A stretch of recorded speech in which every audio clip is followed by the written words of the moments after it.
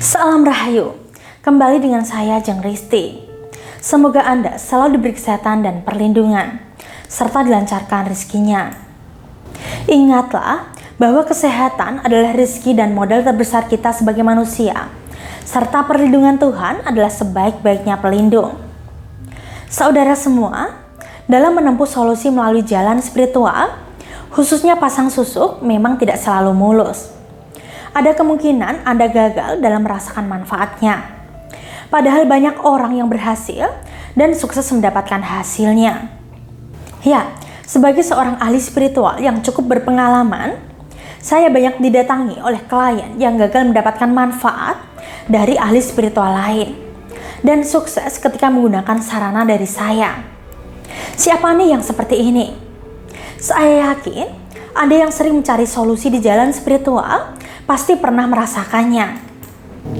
Sebenarnya, apa saja sih faktor atau kesalahan orang yang gagal dalam menggunakan pasang susuk atau sarana spiritual lainnya?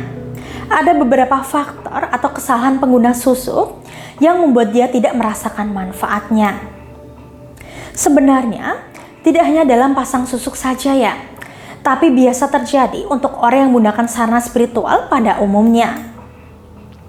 Sebelum saya menjelaskan apa saja faktornya, ada satu yang sering dilupakan orang, yaitu bahwa sarana spiritual, jimat, susuk, atau yang lainnya itu hanya sebagai perantara, wasilah atau kendaraan. Sehingga segala khasiat dan manfaatnya adalah kehendak dari Tuhan Yang Maha Esa. Baik, jika Anda sudah paham, mari kita lanjutkan. Faktor pertama yang membuat orang gagal mendapatkan manfaat pasang susuk, yaitu dia tergesa-gesa atau tidak sabaran. Ya, segala hal yang dilakukan secara tergesa-gesa seringkali tidak akan berhasil. Bahkan, ada riwayat yang menyebutkan bahwa tergesa-gesa itu adalah sifatnya setan. Orang yang tergesa-gesa pasang susuk, dia tidak fokus dengan susuknya, tidak fokus dengan energinya, sehingga dia seperti kelupaan bahwa dia punya kendaraan spiritual berupa susuk. Lalu faktor yang kedua adalah kurangnya rasa ikhlas. Dalam layanan spiritual, kita seringkali menjumpai suatu mahar untuk dibayarkan kepada ahli spiritual. Mahar ini biasanya berupa uang jasa sebagai tanda untuk menghargai waktu dari sang ahli spiritual. Nah, banyak yang memaharkan susuk atau sarana spiritual itu kurang ikhlas, sehingga berkahnya itu tidak sampai, atau mungkin sampai tetapi hanya sebagian, sehingga manfaat yang didapatkan tidak maksimal. Kemudian yang ketiga adalah ragu atau tidak yakin dengan keilmuan ahli spiritualnya. Bagaimana bisa Anda meminta jasa seorang ahli spiritual, tetapi Anda tidak yakin atau ragu dengan ahli spiritual? Ibarat Anda minta cukur ke tukang cukur, tetapi tidak yakin dia bisa mencukur. Lantas, apa yang didapatkan? Hasil cukurnya buruk.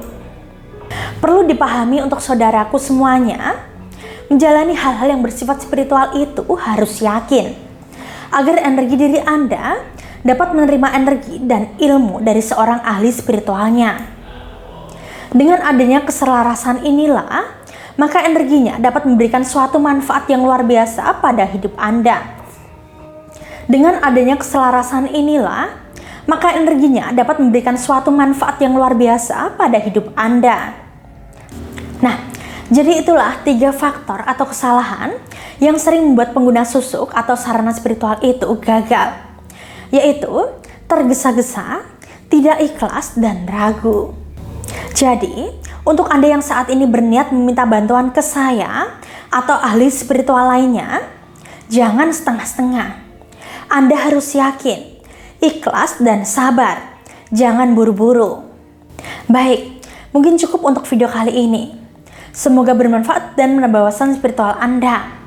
Saya Jeng Risti, salam Rahayu.